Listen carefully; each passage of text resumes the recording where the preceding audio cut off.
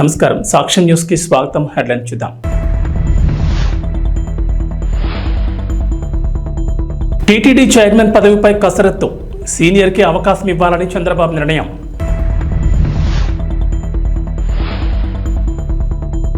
Telangana Congress senior నేత ధర్మపురి శ్రీనివాస్ కన్నుమూత, పలువురి సంతాపం.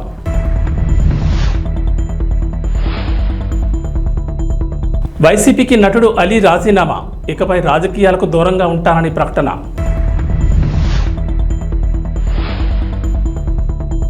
బంగాళాఖాతంలో అల్పపీడనం, ఏపీ తెలంగాణలో పలు జిల్లాలకు ఎల్లో అలర్ట్. ఆంధ్రప్రదేశ్లో కూటమి ప్రభుత్వం అధికారంలోకి వచ్చింది. ముఖ్యమంత్రి నారా చంద్రబాబు నాయుడు మంత్రులు పాలనలో బిజీ అయ్యారు. శాఖల వారీగా సమీక్షలు చేసుకుంటూ అవసరమైన మార్పులు చేస్తున్నారు.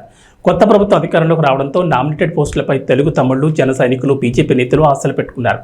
అయితే త్వరలోనే నామినేటెడ్ పోస్టులు భర్తీ చేస్తామని స్వయంగా చంద్రబాబు, టీడీపీ నేతలు, కార్యకర్తల సమావేశంలో క్లారిటీ ఇచ్చారు. పార్టీ కోసం కష్టపడిన వారికే పదవులు ఇస్తామని ఇప్పటికే కసరత్తు చేస్తున్నట్లు తెలుస్తోంది. ఇదిలా ఉంటే టీటీడీ చైర్మన్ పదవిపై మరోసారి చర్చ మొదలైంది. ఈసారి టీడీపీ సీనియర్ నేత, చంద్రబాబు స్నేహితుడిగా పేరున్న నేతకిస్తారని చర్చ మొదలైంది. టీటీడీ చైర్మన్ పదవిపై దాదాపుగా క్లారిటీ వచ్చేసిందని పార్టీ సీనియర్ నేత అశోక్ గజపతిరాజుకు ఖాయమని సోషల్ మీడియాలో చర్చ జరుగుతోంది. అయితే ఆ పదవికి హుందాతనం పెరుగుతుందని, అలాగే ఆయనకు పలు ఆలయాలకు ధర్మకర్తగా కూడా ఉన్నారు. ఆ అనుభవం కూడా కలిసి వస్తుందని భావిస్తున్నారట. అందుకే ఆయన వైపు మొగ్గు చూపారని చెప్తున్నారు. ఆయన పేరు దాదాపుగా ఖరారైందని సోషల్ మీడియాలో టాక్ నడుస్తోంది. అంతేకాదు, అశోక్ గజపతిరాజు పేరు తెరపైకి రాగానే తెలుగు తమ్ముడు కూడా ఆయనైతేనే బాగుంటుందనే అభిప్రాయాలను వ్యక్తం చేస్తున్నారు.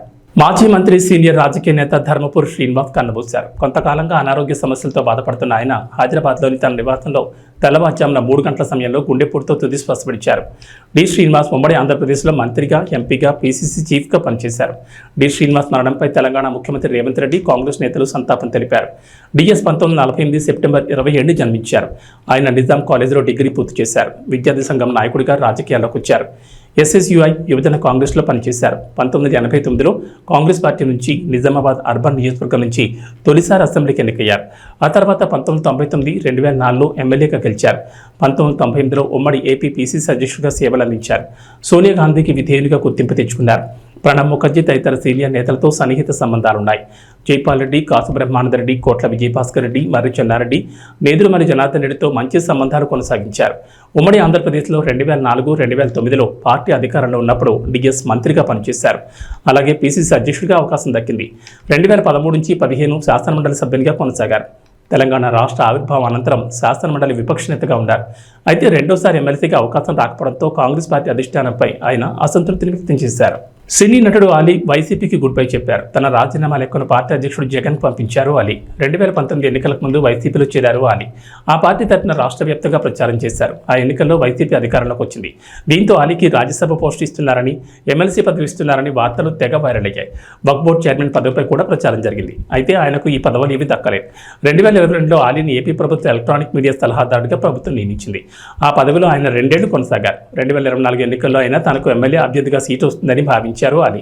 కానీ ఆ ఆశ నెరవేరలేదు. టికెట్ దక్కకపోవడంతో ఎన్నికల సమయంలో అలీ ఎక్కడా కూడా కనిపించలేదు. తాజాగా ఏపీ కూటమి ప్రభుత్వం పగ్గాలు చేపట్టిన నేపథ్యంలో అలీ వైసీపీని వీడడం చర్చనీయాంశమైంది. బాలనటుడిగా రాణించాక సినిమాలో తన సెకండ్ ఇన్నింగ్స్కి అవకాశం ఇచ్చిన రామానాయుడు కోసమే తాను 1999లో రాజకీయాల్లో అడుగుపెట్టానని అలీ తాజాగా విడుదల చేసిన వీడియో సందేశంలో తెలిపారు. రామానాయుడు బాపట్లలో ఎంపీగా నిలబడినప్పుడు వచ్చి ప్రచారం చేయాలని కోరడంతోనే టీడీపీలో చేరినట్లు స్పష్టం చేశారు. 20 ఏళ్లు టీడీపీలో కొనసాగి తర్వాత వైసీపీలో చేరినట్లు తెలిపారు. ఇక తనకు అన్నం పెట్టింది తెలుగు పరిశ్రమని అలీ చెప్పుకొచ్చారు. 45 ఏళ్లుగా 6 భాషల్లో 1200 పైచిలుకు సినిమాల్లో నటించినట్లు తెలిపారు. తనకు సాయం చేసే గుణం ఉందని, దానికి రాజకీయ బలం తోడైతే మరింత సేవ చేయొచ్చనే ఉద్దేశంతోనే పాలిటిక్స్లోకి వచ్చినట్లు అలీ వెల్లడించారు. తానున్న పార్టీలో ఉన్న నాయకులను పొగడం తప్పితే ప్రతిపక్ష పార్టీలో నాయకులను ఎప్పుడూ తిట్టలేదని క్లారిటీ ఇచ్చారు. ఇకపై రాజకీయాలకే దూరంగా ఉంటానని ఆయన ప్రకటించారు. అందరికీ నమస్కారం. అస్సలాము అలైకుం రహమతుల్లాహి బర్కాతు. మిత్రులారా, 1999లో నేను రాజకీయాల్లో అడుగుపెట్టాను. మా పెద్దాయన డాక్టర్ డి రామానాయుడు గారి కోసం. ఎందుకంటే నేను చైల్డ్ ఆర్టిస్ట్ తర్వాత, నేను మళ్ళీ ఒక వయసు వచ్చిన తర్వాత నాకు అద్భుతమైన అవకాశం ఇచ్చి ప్రేమ ఖైదీ అనే సినిమాతోటి మళ్ళీ నా కెరీర్ స్టార్ట్ అయింది చైల్డ్ ఆర్టిస్ట్ తర్వాత. అలాగే వారు బాపట్ల నుంచి ఇలాగ నేను ఎంపీగా నుంచుంటున్నాను రా, నువ్వు రావాలి, నా క్యాన్వాస్ చేయాలి అనగానే తప్పకుండా గురుగారు, ఎందుకంటే మీ సినిమా తర్వాత నేను మళ్ళీ ఒక ఆర్టిస్ట్గా నేను ఎదిగాను, సో డెఫినెట్గా నేను వస్తాను అని చెప్పి వెళ్ళటం జరిగింది. అప్పుడు టీడీపీ హయాంలో దాదాపు ఒకే పార్టీలో 20 సంవత్సరాలు నేను ఉన్నాను. తర్వాత మళ్ళీ ఇటు రావడం జరిగింది. నాకు అన్నం పెట్టింది ఫస్ట్ నా తెలుగు ఇండస్ట్రీ, నా తెలుగు ప్రజలు, ప్రేక్షక దేవుళ్ళు, నా నిర్మాతలు, నా డైరెక్టర్సు, నా హీరోలు. ఈ రోజున ఈ రేంజ్లో నేను ఎదిగాను. 45 సంవత్సరాలు ఇండస్ట్రీలో ఉన్నాను. దాదాపు 1200 సినిమాలు పైచిలకు యాక్ట్ చేయడం జరిగింది. 6 భాషల్లో యాక్ట్ చేయడం జరిగింది. ఓకే, నేను దయాగుణం ఉంది, భగవంతుడు ఇచ్చాడు కాబట్టి నాకు రాజకీయం తోడైతే కొద్దిగా 10 మందికి నేను సహాయపడగలను అనే ఉద్దేశంతో రాజకీయాల్లోకి వచ్చాను తప్ప రాజకీయాలు చేయాలని రాజకీయాల్లోకి రాలేదు. ఇండస్ట్రీ నాకు ఇంత మంచి లైఫ్ ఇచ్చింది, నేనేం చేస్తే బాగుంటుంది అని నలుగురిని చూసి నేను ఒక ట్రస్ట్ పెట్టుకున్నాను మా నాన్నగారి పేరున. దాదాపు 16 సంవత్సరాలు అవుతుంది నేను ట్రస్ట్ పెట్టుకొని. ఏ రోజు కూడా ఈవెన్ దో కోవిడ్లో కూడా ప్రతి నెల వాళ్ళకి 1000 రూపాయలు నేను సాయం చేసేవాడిని. కోవిడ్లో కూడా ఆపకుండా అలా కంటిన్యూగా సాయం చేస్తూనే ఉన్నాను. చాలామందిని నా కుటుంబంలో అవ్వచ్చు, బయట వాళ్ళు అవ్వచ్చు, చుట్టాల్లో అవ్వచ్చు, చాలామందికి చదివించాను నేను. అండ్ అలాగే మా తల్లిదండ్రులు నాకు ఇచ్చిన ఒక గుణం అది అందరితో పంచుకోవాలని చెప్పి ఉద్దేశంతో నేను ట్రస్ట్ కూడా పెట్టుకున్నాను. నా ఇన్కంలో దాదాపు 20% నేను ట్రస్ట్కి ఇవ్వటం జరుగుతుంది. గతంలో కూడా చెప్పా, ఫారిన్ కంట్రీస్లో ఏదైనా ఈవెంట్స్ చేస్తే దాంట్లో నుంచి 60% ట్రస్ట్కి వెళ్ళి 40% నేను తీసుకునేవాడిని. సో ఇట్లాగా చాలా సేవలు చేసి ఉన్నాను కాబట్టి ఈ మాట కూడా నేను మీకు చెప్పుకుంటున్నాను.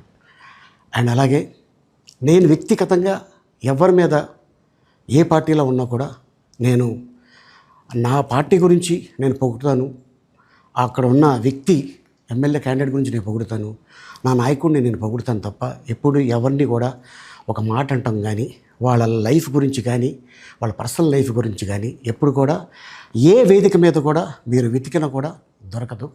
అండ్ అలాగే సో నేను ఈ రోజున మీ ముందుకి రావడానికి కారణం ఏంటంటే నేను ఏ పార్టీ మనిషిని కాదు, ఏ పార్టీ సపోర్టర్ని కాదు. ఐఎమ్ జస్ట్ కామన్ మ్యాన్గానే ఉండి ఇక నా సినిమాలు, నా షూటింగ్లు నేను చేసుకుందామని చెప్పేసి అనుకుంటున్నాను. That's it. ఈ మాట చెప్పడానికే నేను మీ ముందుకు వచ్చాను. సో నేను ప్రతి 5 సంవత్సరాలకు ఒకసారి ఎలక్షన్లో మీరు వెళ్ళి ఎలా ఓటేస్తారో నేను కూడా ఒక కామన్ మ్యాన్గా వెళ్ళి ఓటేసి వస్తాను. సో రాజకీయాలకి స్వస్తి, గుడ్ బై, థ్యాంక్ యూ. ఆంధ్రప్రదేశ్లో ఏర్పాటైన కొత్త ప్రభుత్వం ఎన్నికల హామీలను నెరవేర్చే పనిలో ఉంది. ముఖ్యమంత్రిగా బాధ్యతలు చేపట్టిన నారా చంద్రబాబు నాయుడు హామీలకు సంబంధించి మొత్తం 5 సంతకాలు చేశారు. Mega DSC, land titling act రద్దు, పింఛన్ల పెంపు, అన్నా క్యాంటీన్ల ఏర్పాటు, నైపుణ్య గణన ఫైల్స్పై సంతకాలు చేశారు.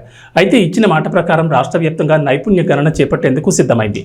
రాష్ట్ర వ్యాప్తంగా ఇంటింటికి వెళ్లి నైపుణ్య గణన చేసేందుకు కసరత్తు చేస్తోంది ప్రభుత్వం. దేశంలోనే తొలిసారి ఆంధ్రప్రదేశ్లో నైపుణ్య గణన చేపడుతున్నారు. ఈ ప్రక్రియలో భాగంగా నిరుద్యోగులు ఏం చదువుకున్నారు, ఏ పని చేస్తున్నారు, వారి నైపుణ్యాలేంటి వంటి వివరాలు నమోదు చేస్తారు. ఒకవేళ ఎవరైనా తక్కువ ఆదాయం పొందుతుంటే వారి ఆదాయాన్ని పెంచే దిశగా అవసరమైన శిక్షణ ఇస్తారు. ఈ నైపుణ్య గణనను గ్రామ, వార్డు సచివాలయాల ఉద్యోగుల ద్వారా చేయించబోతున్నారు. అలాగే ఈ సర్వేను ఆన్లైన్లో చేయాలని ప్రభుత్వం ఆలోచన చేస్తోంది. స్కిల్ సెన్సెస్ ద్వారా సేకరించిన వివరాలను ఆధార్తో అనుసంధానం చేస్తారు. ఈ నైపుణ్య గణన కోసం ఒక ప్రత్యేక యాప్ రూపొందించాలని భావిస్తున్నారు. ఆంధ్రప్రదేశ్ తెలుగుదేశం పార్టీ అధ్యక్షుడిగా గాజువాక ఎమ్మెల్యే పల్లా శ్రీనివాసరావు బాధ్యతలు స్వీకరించారు. మంగళవారం పార్టీ కార్యాలయంలో కార్యక్రమం జరగా ఆయనకు పార్టీ నేతలు, కార్యకర్తలు అభినందనలు తెలిపారు. విద్యాశాఖ మంత్రి, టీడీపీ జాతీయ ప్రధాన కార్యదర్శి లోకేష్ పల్లాను పార్టీ అధ్యక్ష స్థానంలో కూర్చోబెట్టారు. పార్టీ బాధ్యతలు స్వీకరించిన పల్లా శ్రీనివాస్ తెలుగు తమ్ముళ్లకు శుభవార్త చెప్పారు. టీడీపీ కార్యకర్తలపై గత వైఎస్ఆర్సీపీ ప్రభుత్వం పెట్టిన అక్రమ కేసుల్ని 3 నెలల్లో తొలగించేందుకు కృషి చేస్తారని హామీ ఇచ్చారు. అలాగే కోర్టుల పరిధిలో ఉన్న రాజకీయ ప్రేరేపిత కేసుల్ని ఏడాదిలోగా తొలగించేలా చూస్తారన్నారు. తెలుగుదేశం పార్టీకి, ప్రభుత్వానికి సంధానకర్తగా వ్యవహరిస్తూ కార్యకర్తల సంక్షేమ లక్ష్యంగా పనిచేస్తారన్నారు. ఏ సమస్య వచ్చినా పార్టీ కార్యాలయానికి రావాలని నేతలు, కార్యకర్తలకు సూచించారు. ఆంధ్రప్రదేశ్ ముఖ్యమంత్రి నారా చంద్రబాబు నాయుడు ఎప్పుడు సీరియస్గా కనిపిస్తూ ఉంటారు. ఆయన నవ్వే సందర్భాలు తక్కువగానే ఉంటాయి. అలాంటిది చంద్రబాబు పడిపడి నవ్వారు. ఓ వీడియోను చూసి నవ్వును ఆపుకోలేకపోయారు. ఈ వీడియో సోషల్ మీడియాలో వైరల్ అవుతోంది. అబ్బా, చంద్రబాబు ఎన్నాళ్ళకు నవ్వారు అంటూ తెలుగు తమ్ముడు చర్చించుకున్నారు. సీఎం చంద్రబాబు పోలవరం ప్రాజెక్టుపై శ్వేతపత్రం విడుదల చేసిన సంగతి తెలిసిందే. ఈ క్రమంలో కొన్ని వీడియోలను ప్రదర్శించారు. శ్వేతపత్రం విడుదల చేసిన తర్వాత గత ప్రభుత్వంలో నీటిపారుదల శాఖ మంత్రి అంబటి రాంబాబు వీడియోను ప్లే చేశారు. ఆ వీడియోను చూసి చంద్రబాబు నవ్వు ఆపుకోలేకపోయారు. ఆ వీడియోలో పోలవరం ప్రాజెక్ట్ అనేది వెరీ కాంప్లికేటెడ్, అంత తేలిగ్గా అర్థం కాదు. ఏంటి అర్థం కాదని చెప్తున్నానంటే, అవును, నాకు అర్థం కాలేదు కాబట్టి చెప్తున్నాను. నేను అనేకసార్లు ప్రాజెక్ట్ విజిట్ చేసి స్టడీ చేసి అనేక మంది సలహాదారులతో మాట్లాడిన తర్వాత ఇది ఇప్పట్లో అయ్యే ప్రాజెక్ట్ కాదని నేను నిర్ణయం తీసుకున్నాను. ఈ మాట చెప్పిన మొదటి వ్యక్తి నేనే అన్నారు అంబటి రాంబాబు. అంబటి రాంబాబు వీడియోని చూసి చంద్రబాబు పడిపడి నవ్వేశారు, పగలబడి నవ్వారు. ఆ పక్కనున్న మంత్రులు కూడా నవ్వుకున్నారు. పోలవరం ప్రాజెక్ట్ అంటే ఎంత హాస్యమైందో చూడండి అన్నారు సీఎం. సరే, వీళ్ళ ప్రకటనలు అది వినాల్సిన పిల్లలు కూడా మీరు చాలాసార్లు విన్నారు. ఏంటి ఏనండి సరిపోతుంది. ప్రాజెక్టు పనులు మొదలైపోయాయి. ప్రాజెక్టు 2021 జూన్ నాటికి కంప్లీట్ చేస్తాము, నీళ్ళు ఇస్తామని కూడా ఖచ్చితంగా చెప్తాము. ప్రాజెక్టు మంచి స్పీడ్లో జరుగుతూ ఉంది. ప్రాజెక్టు బాగా కూడా పనిచేస్తూ ఉంది.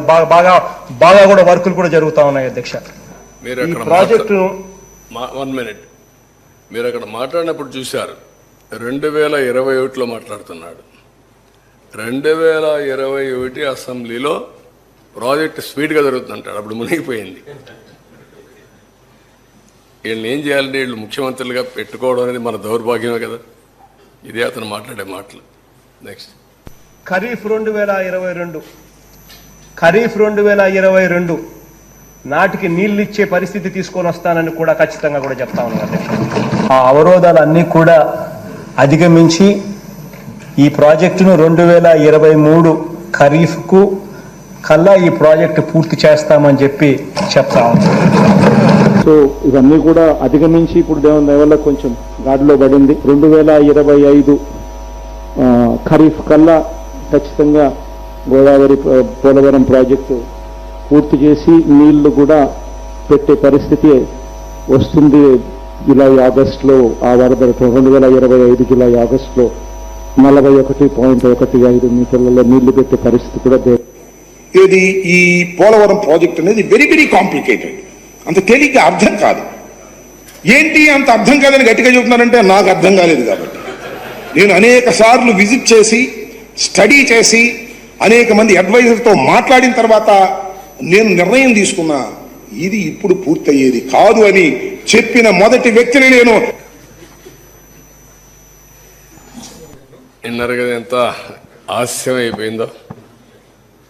తెలంగాణ రాజకీయాల్లో ఆసక్తికర పరిణామాలు చోటు చేసుకుంటున్నాయి. బీఆర్ఎస్ పార్టీకి వరుసగా సాకులు తగులుతున్నాయి. ఒక్కొక్కరిగా బీఆర్ఎస్ ఎమ్మెల్యేలు కాంగ్రెస్ కూటికి చేరుకుంటున్నారు. మొన్న పోచారం, నిన్న సంజయ్ కుమార్, ఈరోజు కాళీ యాదయ్య కాంగ్రెస్ కండువా కప్పుకోగా ఈ పరిణామాలపై బీఆర్ఎస్ అధినేత మాజీ సీఎం కేసీఆర్ ఆసక్తికర వ్యాఖ్యలు చేశారు.